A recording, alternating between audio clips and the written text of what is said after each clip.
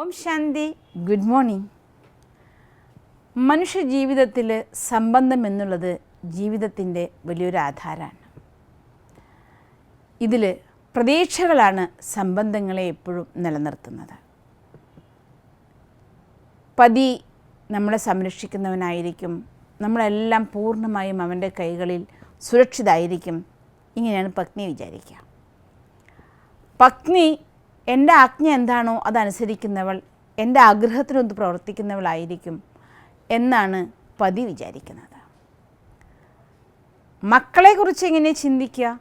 നമ്മുടെ ആജ്ഞകൾ അനുസരിക്കാനുള്ളവർ, നമ്മൾ പറയുന്നത് അനുസരിക്കുന്നവർ, നമ്മുടെ ഇച്ഛകളെ പൂർത്തീകരിക്കുന്ന നല്ല സേവാധാരികളായിരിക്കും എൻ്റെ മക്കൾ എന്നാണ് മക്കളെക്കുറിച്ച് വിചാരിക്കുക. ഇങ്ങനെ ആ പ്രതീക്ഷകളാണ് ജീവിതത്തിനെ മുന്നോട്ട് കൊണ്ടുപോകുന്നത്. പക്ഷേ ഈ പ്രതീക്ഷകൾ എപ്പോൾ തകരുന്നോ അവിടെ സംഘർഷം ആരംഭിക്കുകയായി. പ്രതീക്ഷകൾ തകരണം എന്നുള്ളത് സൃഷ്ടിയുടെ ഒരു നിയമമാണ്. എന്തുകൊണ്ടെന്ന് വെച്ചാൽ പ്രതീക്ഷ ഉണ്ടാവുന്നത് നമ്മുടെ മനസ്സിൻ്റെ ഉള്ളിൽ നിന്നാണ്. ഞാൻ ഒരാളെക്കുറിച്ച് എങ്ങനെ വിചാരിക്കുന്നതെന്ന് അയാൾക്ക് അറിയുന്നില്ല. അയാൾ എങ്ങനെയാണോ അങ്ങനെ പ്രവർത്തിക്കുന്നു. അപ്പോൾ എൻ്റെ വിചാരം ഞാൻ മാത്രം അറിഞ്ഞിരിക്കുന്നു, എൻ്റെ തലയിൽ നിന്ന് ഉദിച്ചതാണ്, ഞാൻ മാത്രം അറിയുന്നു, അടുത്ത ആൾ അറിയുന്നില്ല. അപ്പോൾ തീർച്ചയായിട്ടും അയാളുടെ രീതിയിൽ പ്രവർത്തിക്കുമ്പോൾ നമ്മുടെ പ്രതീക്ഷ എത്ര വലുതായിരുന്നോ അതിന് നേരെ വിരുദ്ധമായ രീതിയിൽ അവരിൽ നിന്ന് പ്രവൃത്തി ഉണ്ടാകുമ്പോൾ അത് തന്നെ വലിയ സംഘർഷങ്ങൾ ഉണ്ടാകും. കൂടുതൽ വലിയ പ്രതീക്ഷയാണ് നിങ്ങൾക്കുള്ളതെങ്കിൽ കൂടുതൽ വലിയ സംഘർഷമായിരിക്കും. ചെറിയ പ്രതീക്ഷയാണെങ്കിൽ ചെറിയ സംഘർഷവും സാധാരണമാണ്. ഇതിനിപ്പോൾ എന്താ ഒരു പരിഹാരം? സംഘർഷങ്ങൾ കുടുംബത്തെ തകർക്കും, ജീവിതത്തെ തകർക്കും, ലോകത്ത് ജീവിക്കാൻ തന്നെ അസ്വസ്ഥാകുന്ന ഒരവസ്ഥയിലേക്ക് എത്തും. അതാണ് സംഘർഷങ്ങളുടെ രീതി. സംഘർഷങ്ങൾ വന്നാൽ ജീവിതം ദുസ്സഹമാണ്. അപ്പം ഇതിനൊരു പരിഹാര മാർഗം എന്താണ്? ഇതിനുള്ള പരിഹാരം എന്താണെന്ന് വെച്ചാൽ അവരെങ്ങനെയാണോ അങ്ങനെ സ്വീകരിക്കുക എന്നുള്ളതാണ്. എൻ്റെ പ്രതീക്ഷ പോലെ നിങ്ങൾ ആയിക്കൊള്ളണം എന്നൊരിക്കലും ഇല്ലല്ലോ. അപ്പോൾ ഏത് സംബന്ധമാണെങ്കിലും, അത് മക്കളാണെങ്കിലും പതിപത്നിയാണെങ്കിലും അച്ഛനമ്മമാരാണെങ്കിലും സഹോദരങ്ങളാണെങ്കിലും, അവരേതോ അതേ രീതിയിൽ സ്വീകരിക്കുക. അവരുടെ രീതി ഇതാണ്, അവർ ചെയ്യുന്നത് വ്യത്യസ്തമായൊരു രീതി, ഞാൻ ചെയ്യുന്നത് വ്യത്യസ്തമായൊരു രീതി. ഇങ്ങനെ ഓരോരുത്തർ ചെയ്യുന്ന രീതികളും അവരുടെ രീതിയാണ് എന്ന് നമുക്ക് മാനിക്കാൻ സാധിച്ചാൽ നമ്മുടെ പ്രതീക്ഷകൾ കുറയും, സ്വീകരിക്കാൻ നമുക്ക് സാധിക്കും. എല്ലാവരും ഒരുപോലെ ആയിക്കഴിഞ്ഞാൽ ഈ ലോകം ജീവിക്കാൻ ഒരു സുഖം ഉണ്ടായിരിക്കില്ല.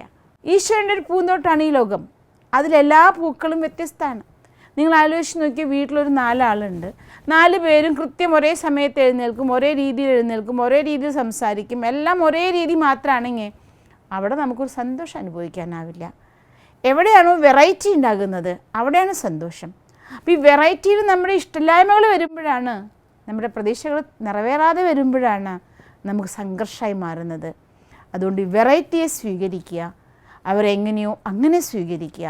അവരുടെ ഉള്ളിൽ നമ്മുടെ ആഗ്രഹങ്ങളെ നമ്മൾ അടിച്ചേൽപ്പിക്കാൻ ശ്രമിക്കാതിരിക്കുക.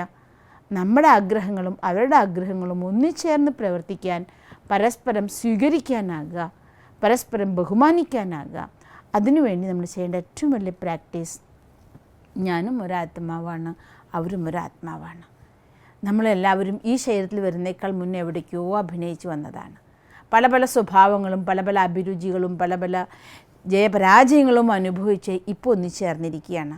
അപ്പോൾ ഒരാളുടെ ഒരു സ്വഭാവം നിങ്ങൾക്ക് ഇഷ്ടമല്ലാത്ത, നിങ്ങളുടെ പ്രതീക്ഷയ്ക്ക് വിരുദ്ധമായി ഒന്ന് കാണുമ്പോൾ മനസ്സിലാക്കുക, ഏതോ ഒരു യാത്രയിൽ വന്നു ചേർന്നതാണ് അവരിൽ.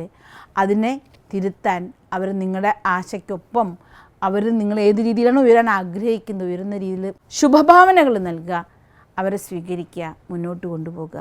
അങ്ങനെയാണെങ്കിൽ ജീവിത സംബന്ധങ്ങൾ സുഖം തരുന്നതെന്ന് നമുക്ക് തോന്നും, സംഘർഷങ്ങൾ ഇല്ലാതാക്കാൻ സാധിക്കും. നിങ്ങളുടെ കുടുംബവും സുഖം തരുന്ന, പരസ്പരം മനസ്സിലാക്കുന്ന ഒരു നല്ല കുടുംബമായി മാറട്ടെ. ഓം ശാന്തി.